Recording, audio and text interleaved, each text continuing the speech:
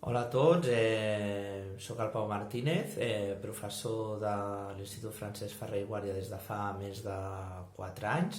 Actualment soc professor del Departament de Ciències i imparteixo l'assignatura de Biologia a primer de batxillerat.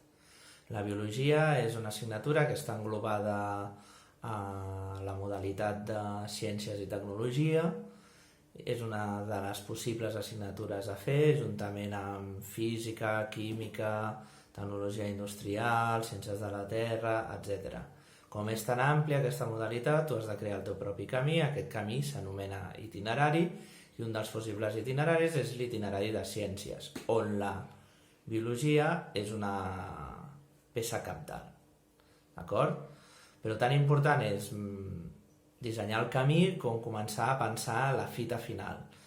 La fita final vol dir què faràs després del batxillerat.